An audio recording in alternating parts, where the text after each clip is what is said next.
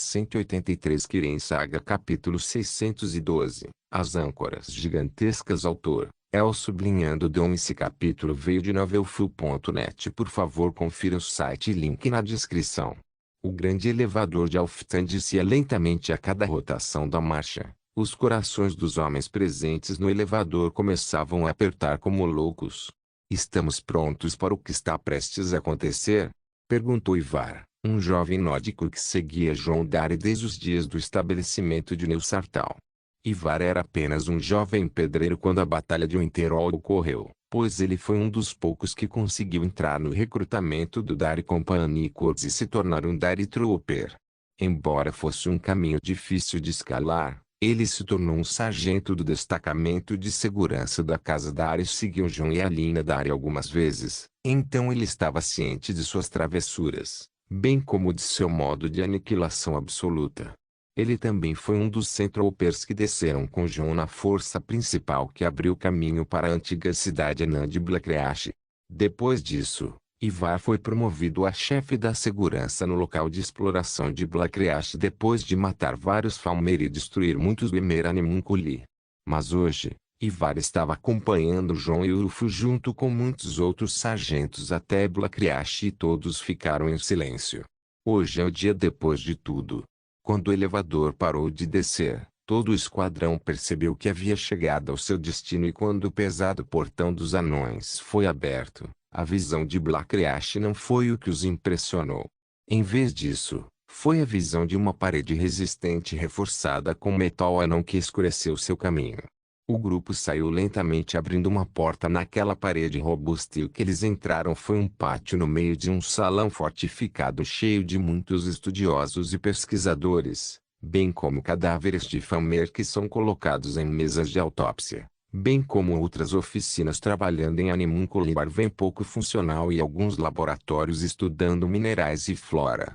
Ivar sempre pensou que aqueles nerds em túnicas que receberiam o dobro de seu salário não passavam de ratos de laboratório inúteis mantidos pelos Dares para trabalhar nas coisas mágicas com as quais eles não querem perder tempo. Mas depois de 2 semanas estabelecendo essa estação Blackreach, Ivar não poderia respeitar ninguém como respeita aqueles estudiosos.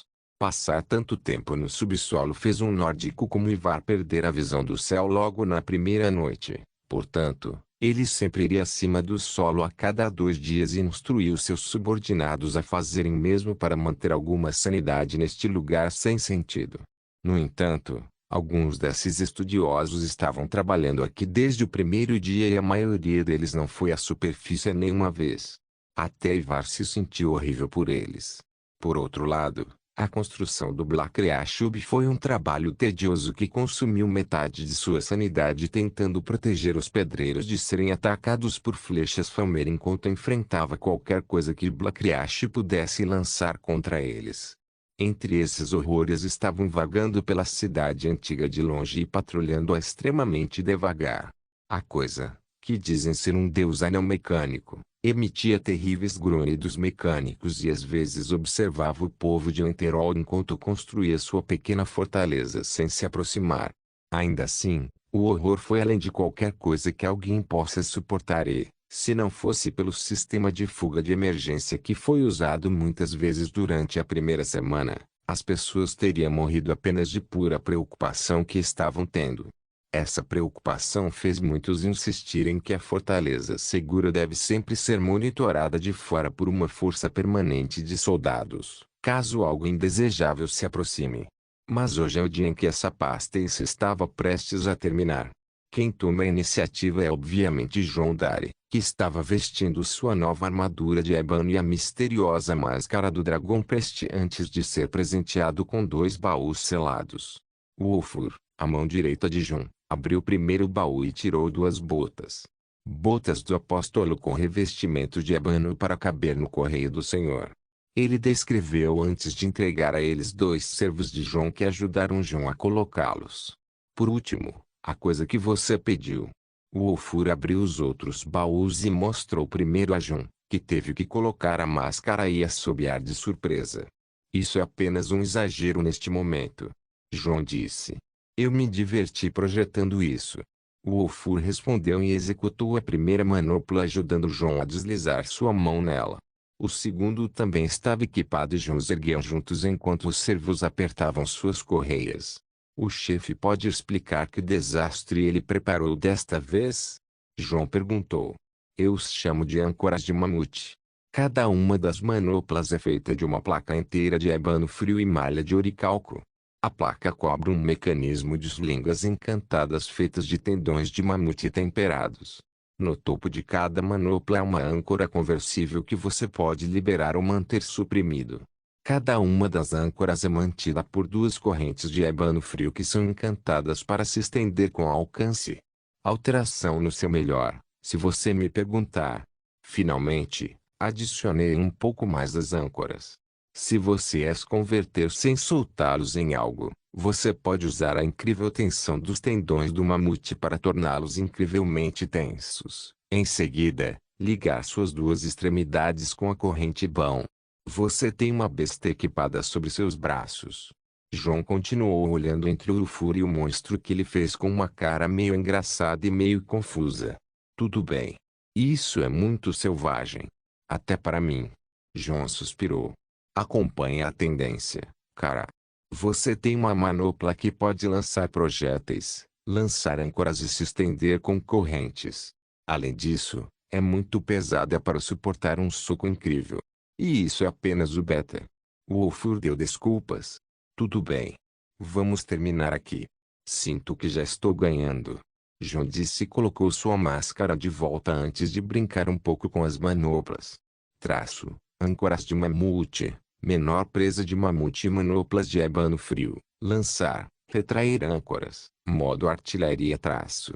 Então, você nunca revelou do que o Correio do Senhor é realmente capaz. Perguntou Ofur. Vamos apenas dizer que um artefato divino pode envergonhar todo o artefato dédrico que conhecíamos.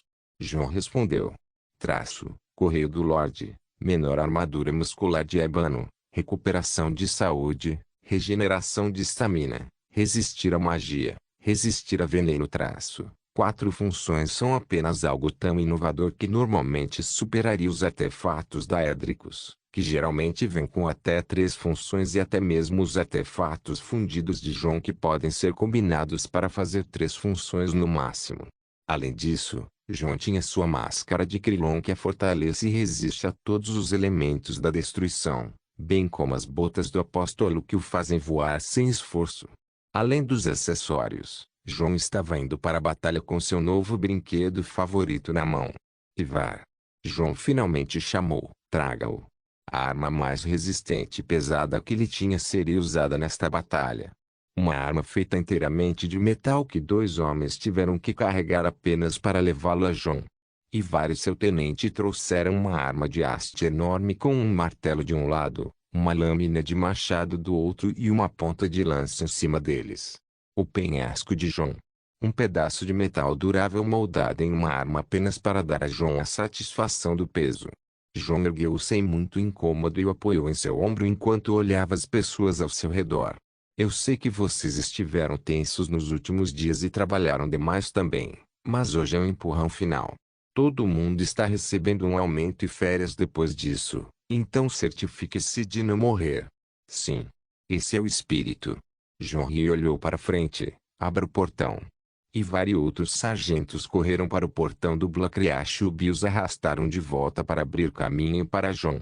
Ele saiu lentamente com sua armadura fazendo um barulho incrível e seu esquadrão seguiu como uma matilha de lobos famintos.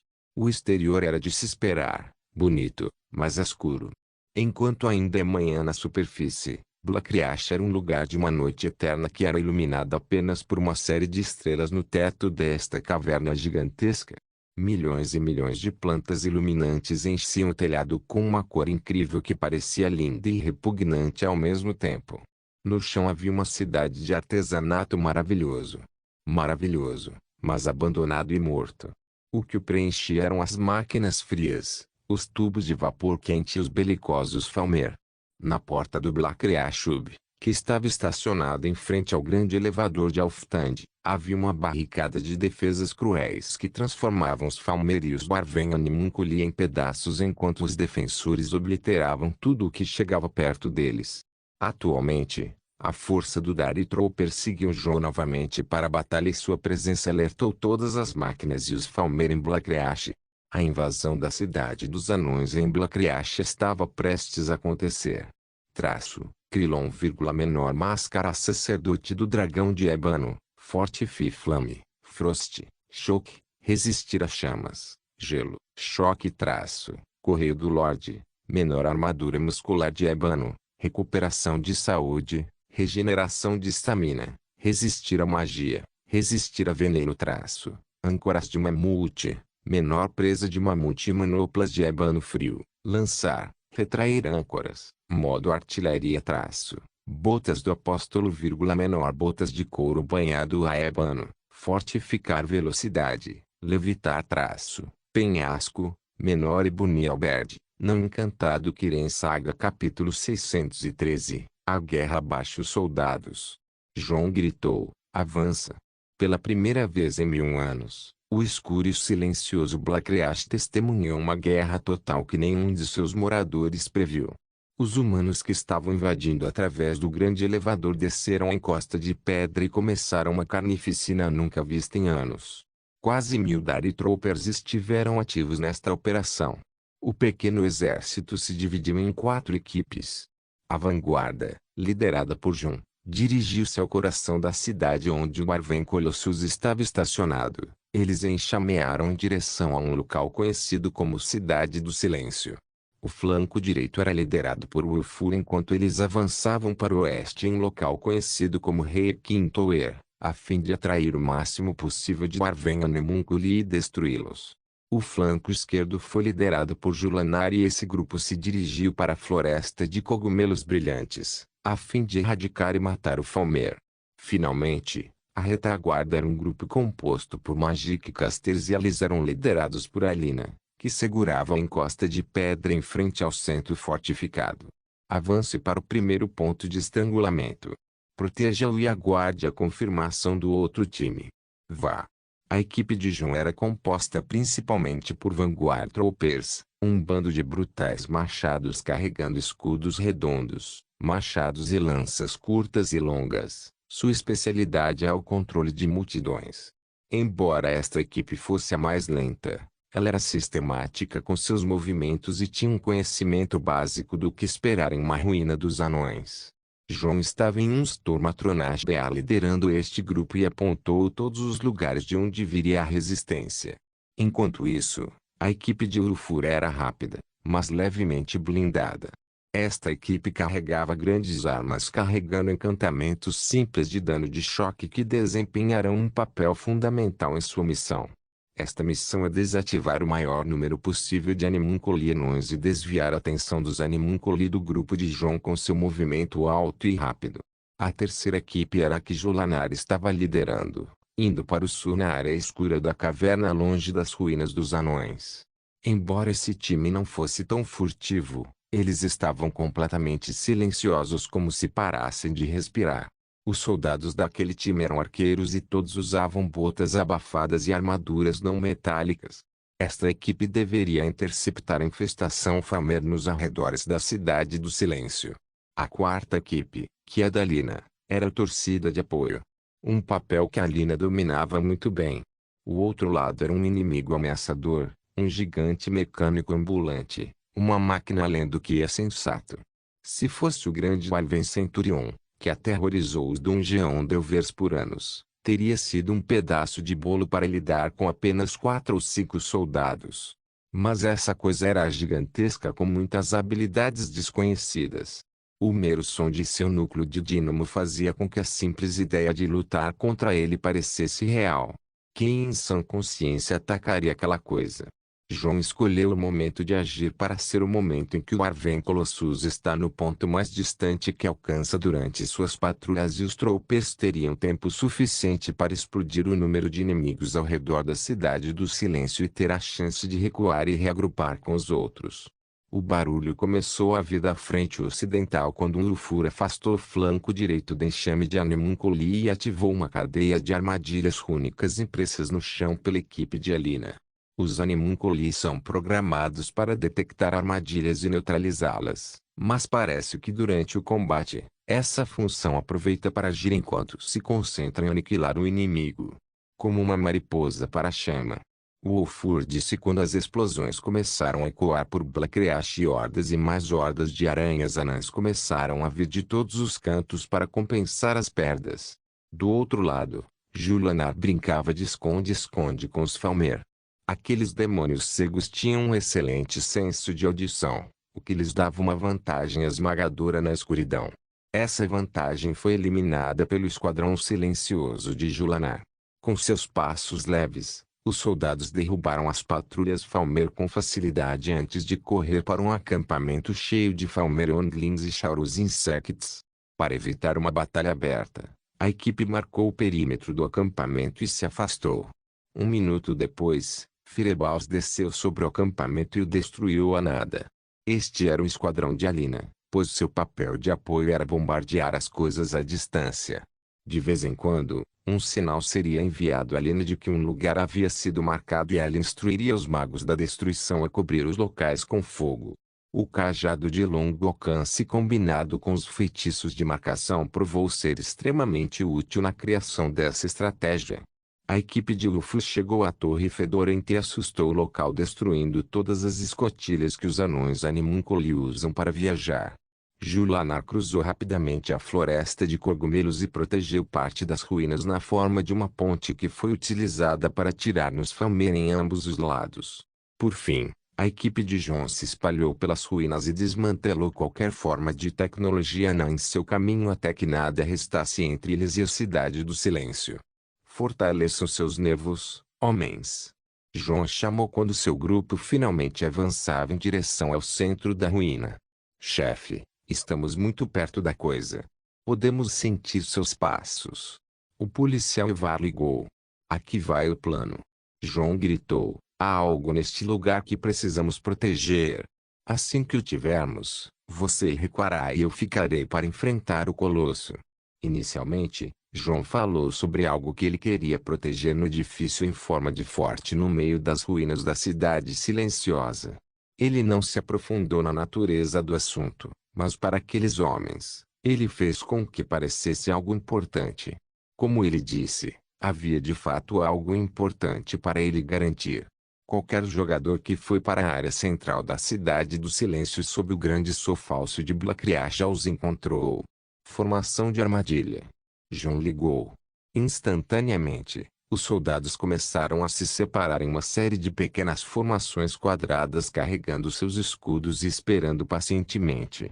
Esta formação é basicamente usada contra a cavalaria inimiga para prendê-los e aniquilá-los com lanças longas. No entanto, esta situação não era contra a cavalaria e as lanças foram abaixadas. A única coisa a ser usada eram os escudos e apenas os escudos. E aqueles vieram. Expressões confusas apareceram nos rostos dos soldados quando eles viram o que os atacou. Gente. Gente simples e normal. Eles estavam furiosos, gritando, grunhindo, agindo como os Falmer e atacando os soldados com paus e machados. Esses são os Falmer servantes, o que resta daqueles que são sequestrados pelos Falmer e não comidos. Povo enlouquecido sem mente. A formação trap funcionou como deveria. O inimigo atacaria na primeira linha, mas encontraria uma forte resistência com a parede de escudos imóvel. Uma vez que eles pensam em entrar na formação de armadilhas, o que é inevitável em alguns casos, eles se deparam com correntes e cordas. Os servos Falmer gritaram loucamente. Entre eles havia um grupo de nórdicos, imperiais, Khajiit, Bosmer e muitos Dunmer. Suas origens podem variar, mas a verdade é que muitos aventureiros caem nas mãos dos Falmer e muitos viajantes que tendem a acampar ao lado das montanhas são sequestrados à noite. O trágico é que, quando os Falmer ficam muito ousados, eles saem de suas cavernas no inverno e invadem as aldeias que encontram. Uma situação que acontece em torno de Dawnostar mais do que deveria.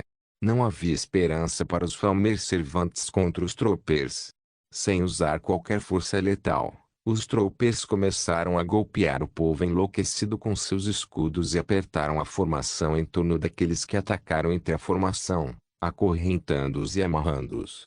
Mas o segundo turno já estava lá. Flechas chegando. Levantem seus escudos. João ligou.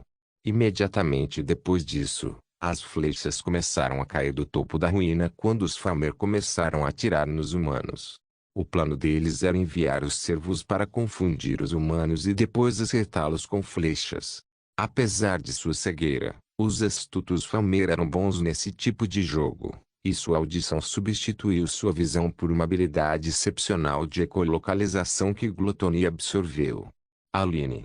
João falou fracamente e um segundo depois, uma enxurrada de bolas de fogo desceu sobre o Falmer acima das ruínas e os eliminou. Pegue os prisioneiros e retire-se. E esse foi o último comando que João deu a seus homens antes de sua batalha. Kiren Saga capítulo 614. Choque de chamas. Apesar das idades, ele permaneceu em Blackreach impassível e imperturbável, pois o tempo não era algo que o perturbasse. E do ponto de vista de uma máquina maravilhosa, o tempo se prolonga à medida que a manutenção e os seus olhos. Há uma cidade inteira sob seus pés que foi construída exatamente sobre isso. Os antigos anões construíram uma cidade em Blackreach para ser a capital de seu império, que sobreviveria a qualquer civilização acima do solo. Se dado o mesmo tempo que as outras raças foram dadas, isso não teria sido justo e os anões teriam avançado tanto nos últimos 4.000 anos que derrubariam o resto das raças em Nir. Mas eles desapareceram e deixaram uma cidade vazia e silenciosa. Para ele, é triste. Os anões foram os melhores músicos já conhecidos em Mundus e sua música esculpiu pedras, acionou máquinas, alterou a realidade e fez o mundo dançar ao seu redor. Como toda essa maravilha pode se transformar em nada além de escombros na esteira da ignorância e da idiotice dos escravos Falmer, que nada mais são do que refugiados da superfície. Como os mestres das maravilhas e as pessoas das profundezas simplesmente desapareceram. Anos se passaram desde então. Aventureiros iam e vinham e as máquinas lutavam ou se mantinham. A cidade, como todas as colônias anãs, era alimentada pela energia do núcleo de Nir, algo que não pode ser esgotado. Os vulcões e os rios submarinos criaram uma fonte natural de energia a vapor que os anões mantiveram, melhoraram e exploraram com maestria. Com cada carrilhão de suas artes tonais, a magia seria atrelada à submissão. É disso que o mundo está perdendo agora. Isto é o que os filhos do homem e do Mer ainda estão brigando para tentar decifrar sem nenhum progresso real por eras. Só ele ficou com os últimos segredos esperando que um dia os anões voltassem e enchessem Blackreach com sua música. E como ele esperava, ele dormiu. Até que um dia ele ouviu um carrilhão. Um carrilhão que apenas um Bemer pode criar, mas foi misturado com outra coisa. Algo dracônico. 10 minutos antes Blackreach tremeu com a primeira interação entre João e o Arven Colossus. João iniciou a luta com o Colossus que ainda estava procurando por ruídos vindos de todos os cantos de Blackreach. A maneira como ele fez isso foi fazendo uma grande rocha levitar e arremessá-la em direção ao Colosso. O som terrível de pedra esmagando o metal foi apenas o começo de uma série de sons que estavam prestes a ser feitos pelo Colosso. Ele nem se incomodou com João jogando uma coisa tão grande nele e então se virou para ele, examinou-o minuciosamente com seus olhos vermelhos e o designou como inimigo. Do ponto de vista de um anão animunculi, qualquer coisa que não seja um anão deve ser eliminada. João foi travado pelo Colosso que começou a caminhar em direção a João com grandes passos, cada um deles sacudindo o chão e quebrando a terra. Quando o Arven Colossus entrou em seu modo de batalha, seu dinamo core começou a acender adequadamente para preparar uma alta produção de energia. Com isso, todas as engrenagens e dobradiças hidráulicas passaram a ser destacadas pela luz vermelha que vinha de dentro e uma cena magnífica se exibiu diante dos olhos de João. Um Arven Colossus é como um prédio ambulante com 4 a 5 andares de altura. Para combinar com isso, João estava parado no topo das ruínas de Blackreach esperando que o terrível oponente se aproximasse. A única coisa com a qual este colosso pode ser comparado na aparência é seu parente menor, o anão centurião que usa vapor, já que esses dois são os que andam sobre dois pés e têm uma aparência humanoide completa. No entanto, o Dwarven Colossus tem duas lâminas de pinça retráteis em seu braço direito e seu braço esquerdo é completamente moldado em um canhão. Além disso, o Colossus tem uma grande corcunda que carrega uma série de mecanismos armados. Uma vez que o Dwarven Colossus alcançou a distância perfeita de Jun, ele ergueu o braço esquerdo do canhão, mirou em seu alvo ala. Jun atingiu o chão levemente com seu cajado. Um fluxo crescente de chamas semelhante ao sopro de um dragão foi solto em Jun. Chama e magia se chocaram e o fluxo de fogo foi dividido em dois pelo trabalho de Jon Sword. Nem mesmo uma única faísca conseguiu passar por sua defesa e a ondulação da proteção foi clara e silenciosa até que o colosso terminou sua saudação. Tudo bem, minha vez. Jon soltou seu cajado e juntou as mãos, enchendo a palma da mão com eletricidade crepitante que foi moldada em uma esfera que começou a aumentar em um ritmo ridículo antes de zap, sendo solto no Colossus. O poder e o foco da energia eram tão ameaçadores que tiraram a luz quando o feitiço atingiu, mas o Colosso se ergueu e aceitou o feitiço como se não fosse nada. Ok. Jon sorriu ironicamente. Isso parece ter energizado você. O Colossus não moveu o discurso de Jon, mas deu um grande passo em direção a Jon com a pura intenção de derrubá-lo. O pé pousou na corrida, que estranhamente não desmoronou, mas para o sensor do Colossus, o sinal biométrico de Jon não estava mais nessa direção. Tink-tink, um sinal de alerta apareceu no mainframe do Colossi ao detectar danos em sua carroceria. Os scanners imediatamente pegaram Jon, que estava na direção da área danificada, mas isso vai doer. Um homem de armadura de 7 pés e 6 polegadas de altura tinha duas longas correntes saindo de seus braços e terminando com duas âncoras ao lado do colosso de 45 pés de altura. Com apenas força física pura, o homem puxou o construto para baixo, jogando que o Colossus tinha um dos pés levantado para pisar nas ruínas. Todo o seu equilíbrio se concentrou em um pé, o que era novidade para o Colosso no momento. A construção imponente não conseguia nem se equilibrar enquanto desmoronava com um baque maciço que enviou ondas de choque por todo o sistema de cavernas. E vamos esperar que eu não tenha acordado um antigo mal adormecido. Ainda. Jon disse enquanto recolhia as âncoras e se distanciava o suficiente do colosso caído. Longe dele, muitos dos troopers assistiram a primeira troca acontecer com alegria e estavam torcendo pela vitória massiva enquanto amarravam completamente os Famer servantes que acabaram de extrair. De volta a Jon, ele mudou para o albergue e caminhou em direção ao colosso para fazer algumas escavações, mas de repente, sua visão foi preenchida com uma cor vermelha sombria como um padrão formado atrás da poeira. Ele podia ouvir o som de várias engenhocas trabalhando sistematicamente e em poucos segundos a temperatura aumentou dramaticamente. Zwoosh usando feitiços como Accelerate Haste, bem como sua aura marcial, Jon saiu de seu lugar enquanto mísseis de fogo mágico começaram a descer acima de sua cabeça.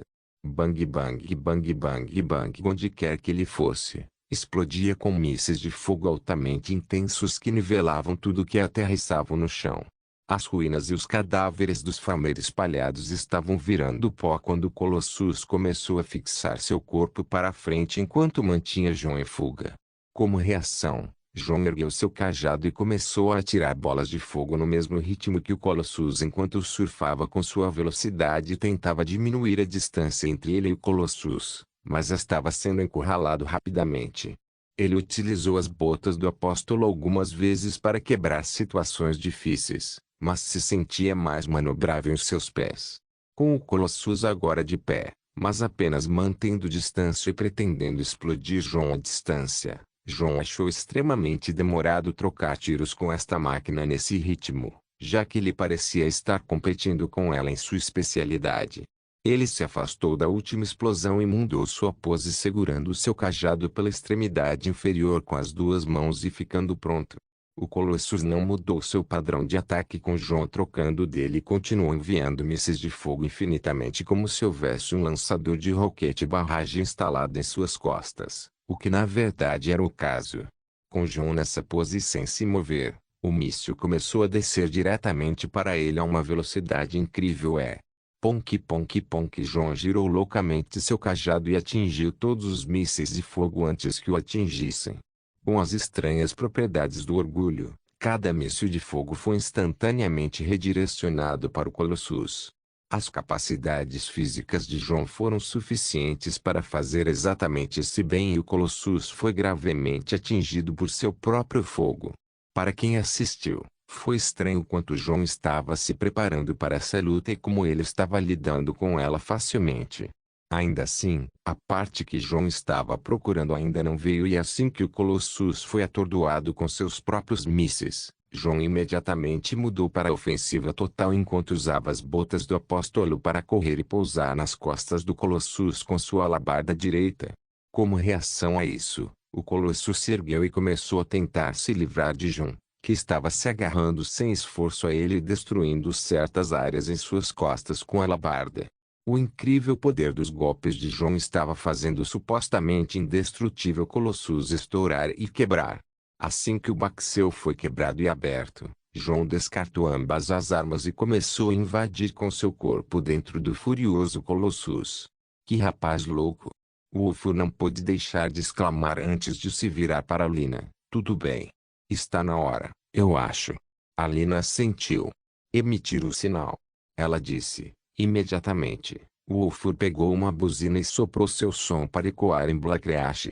O som era muito poderoso para uma buzina, mas todos os soldados que estavam perto de Ulfur podiam sentir as vibrações daquele som perturbando seus sentidos e podiam ver as pequenas pedras no chão quicando com essas vibrações. Vibrações desses níveis foram capazes de viajar longas distâncias e serem percebidas por criaturas que vivem no subsolo. Falmer, Charuzes, Warven Anemunguli e todos os que vivem nas profundezas das seções ocultas de Blackreach. Este sinal também significava que todos deveriam evacuar imediatamente, pois hordas e mais hordas de habitantes das profundezas estavam prestes a encher a cidade do silêncio. Mas isso não era tudo, o convite final ainda estava para ser feito. Afinal, com todos esses convidados chegando, certamente haverá um convidado principal. O Warven Colossus ainda estava lutando com o hóspede não convidado dentro de seu corpo e, como não tinha defesas internas, só podia se mover tentando se livrar dessa coisa. Dentro de seu mainframe, muitos sinais de erro estavam aparecendo em todos os lugares, pois não havia solução para a quantidade de dano que estava recebendo e, portanto, tentou superaquecer seu núcleo para expelir. Colidir, mas o que quer que tenha tentado fazer, foi interrompido quando o chefe da equipe de Jon quebrou o cristal vermelho de seu Dinamo Core. Com isso, o Warven Colossus está oficialmente morto. Ou não? Com a luz vermelha vindo de suas partes internas desaparecendo, o Colossus certamente perdeu sua fonte de energia e suas armas também perderam o fogo, mas de alguma forma, ele ainda manteve o equilíbrio e estava claramente parado sem energia. Ele foi se equilibrando, erguendo os braços lentamente, experimentando os dedos da mão direita um a um, e finalmente cerrou o punho com força total fazendo faíscas voarem com a colisão dos metais. A luz vermelha do Dinamo Core realmente desapareceu, mas a eletricidade começou a substituir seu fogo. A iluminação percorreu seu coração, um novo núcleo emergiu, um poder diferente do que costumava alimentar suas engrenagens. A luz azul veio de dentro. Deu um passo à frente. Ele está fazendo isso.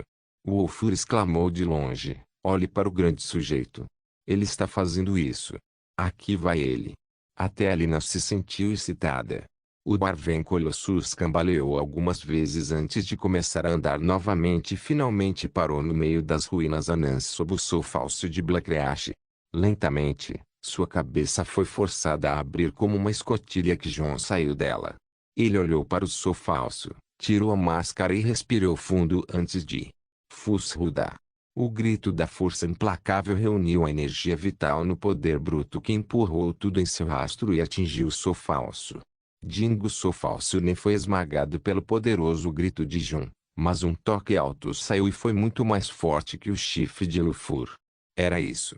Jon sorriu e imediatamente voltou para dentro do Arven Colossus. O que se seguiu foi um rugido muito mais forte do que qualquer coisa ecoada por Blackreach hoje. O convite com certeza funcionou e o convidado principal chegou. Grandes asas que se agitaram e criaram tempestades nas cavernas de Blackreach quando uma grande sombra cruzou as cavernas e pousou no topo das ruínas. Então palavras na língua dos dragões ecoaram. Juorlir. Nuenoel Arkigol. Zukoravnid Diofaliu. Unuluziu Ameze. Uma voz forte quebrou as pedras com seus ecos e encheu os corações dos homens de horror, pois era um dragão de verdade. Quem sou eu? Você pergunta. Jon respondeu enquanto pulava de volta para dentro do Colossus e fechava sua escotilha e colocava a máscara. Você pode me chamar de Duque Fled. E os olhos do Colosso brilharam em azul. Grendizer. Vai. Kirin Saga capítulo 615. Uma escala diferente não era como nada que ele já tinha visto antes. O dragão exclamou profundamente em seus pensamentos e percebeu que seus ouvidos estavam enganados. O som. Claro que não podem ser eles. Não podem ser os anões. Pelo que ele sabe, os profundos não aparecem há anos enquanto ele dormia. Anos? Eras? Eras? Ele, que é um dragão, uma criatura cuja essência é baseada no tempo, escolheu esperar em um longo sono até que chegasse a hora e os anões voltassem. Entre sua espécie, ele era o que mais preferia morar em Nir. O Dark King Golfifir, Vultureol, era o tipo de dragão que preferia cavernas, áreas subterrâneas e lugares escuros. Ele também gostava bastante da atividade vulcânica no subsolo e isso era algo que ele compartilhava com os anões. Mas faz muito tempo que ele até perdeu o conceito de tempo. Vendo que era um humano que estava brincando com os brinquedos deixados pelos anões, Vultureol só pôde mostrar sua raiva e atacar o homem que estava em cima de um Arven Colossus quebrado. Mas o homem era rápido e inteligente, então ele pulou naquela cabeça do colosso e se fortaleceu por dentro. Não que isso importasse de qualquer maneira. No momento em que o bafo de fogo de Vultureol tocar o colosso, o homem será cozido vivo. Iol Torushu. Vultureol não era uma alma misericordiosa e seu sopro de fogo estava em um nível totalmente diferente em comparação com outros dragões. Seus fogos tinham um toque de escuridão e ele estava muito confiante de que poderia derreter uma montanha apenas com sua respiração. No entanto, essa confiança durou apenas até que Jon a quebrou completamente. Dentro do Colossus, Jon estava em um estado de foco total quando finalmente conseguiu atrair o rei de Blackreach. Seu cajado, Pride, foi segurado para trás, pois sua cabeça agora estava substituindo o núcleo do Colossus e Jon bebeu uma poção mágica de alto grau para manter sua regeneração alta de todos os tempos. Com o chefe da equipe como núcleo, Jon foi facilmente capaz de assumir o controle do Colosso por meio do poder e do destino. A magia do orgulho altera a probabilidade e por isso encontrou seu caminho dentro de um dos circuitos mais complicados de uma máquina anã. Essa estranha reação fez com que o Colosso respondesse ao poder de seu novo núcleo e finalmente se submetesse ao mestre desse poder, Jon.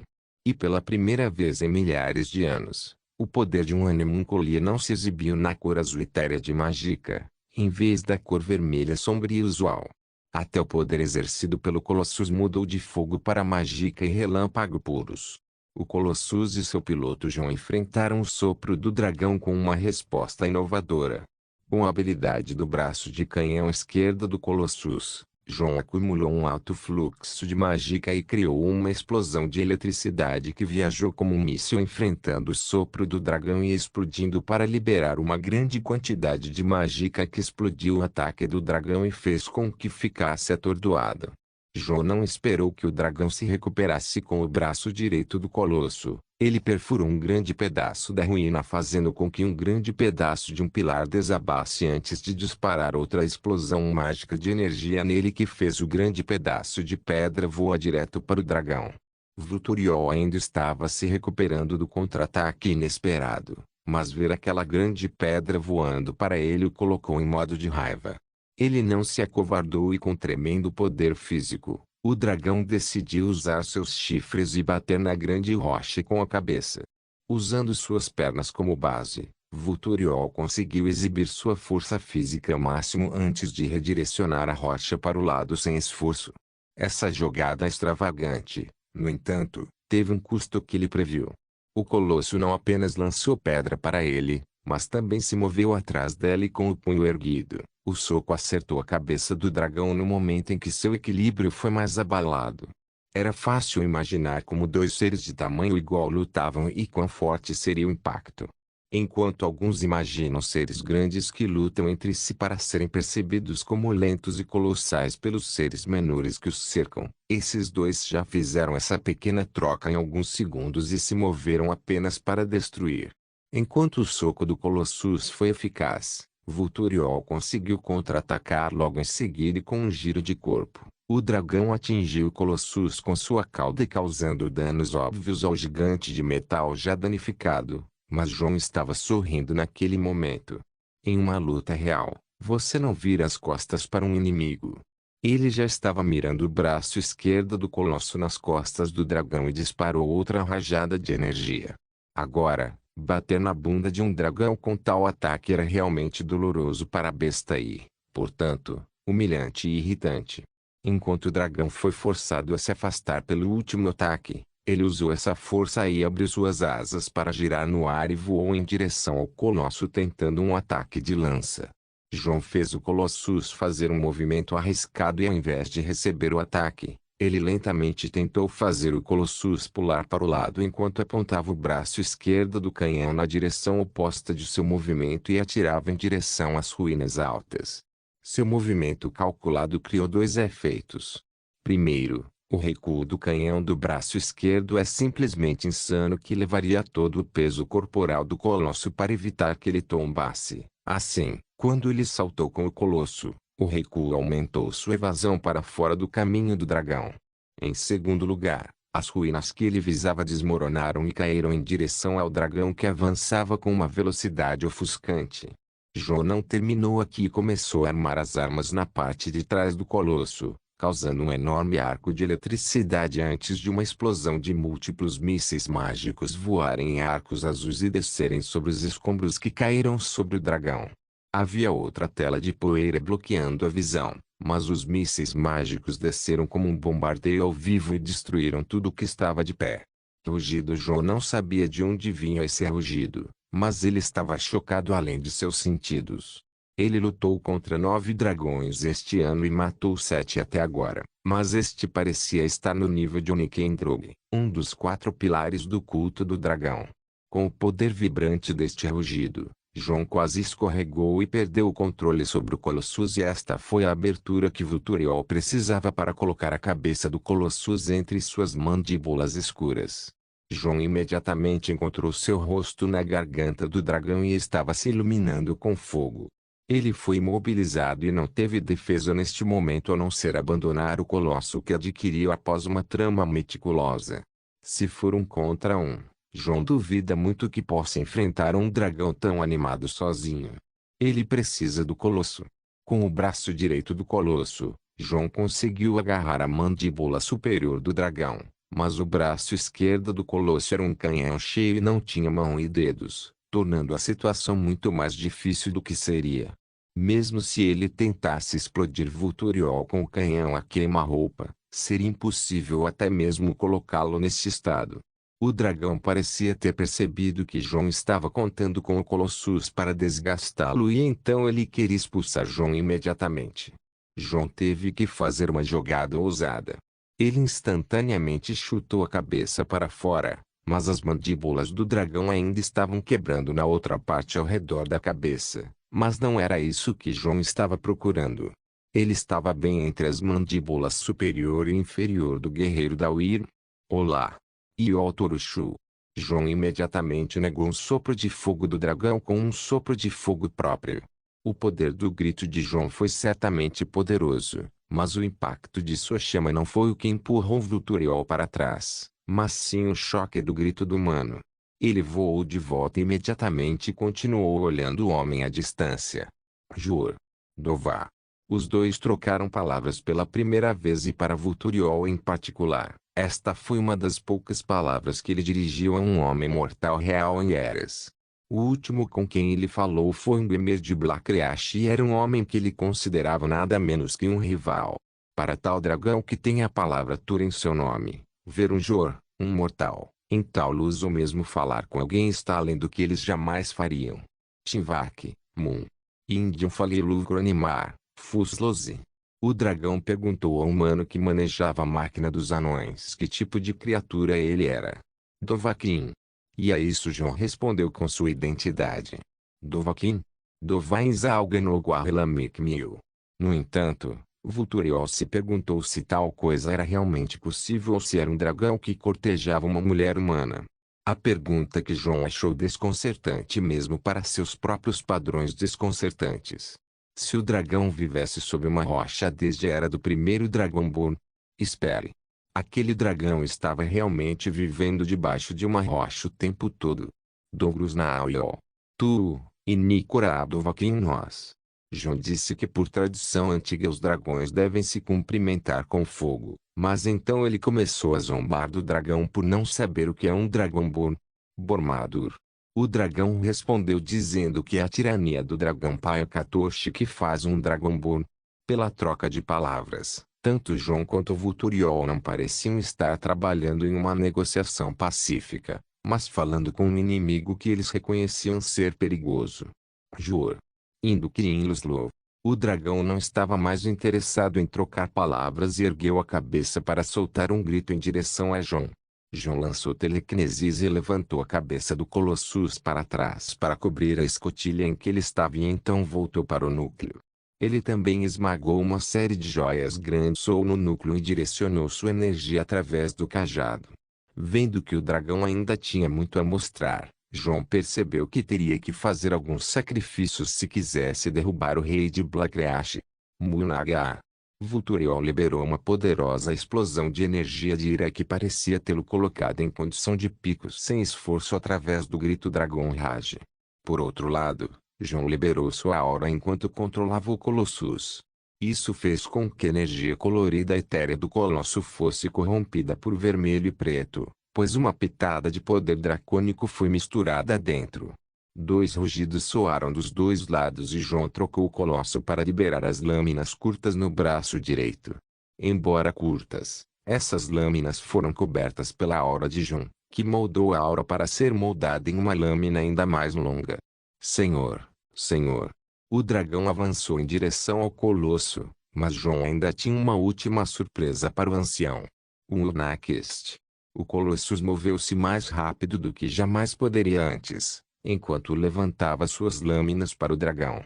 Naquela noite, tremores de terra foram sentidos, sacudindo toda a Winterhold. Não se esqueça de deixar o link de se inscrever no canal. Caso queira contribuir de alguma forma com o canal, entre em contato comigo pelo Instagram do canal. O link do Instagram do canal estará na descrição do vídeo. Por favor, certifique-se de verificar meus outros vídeos. Tenho certeza que você vai gostar deles. Solem irmãos.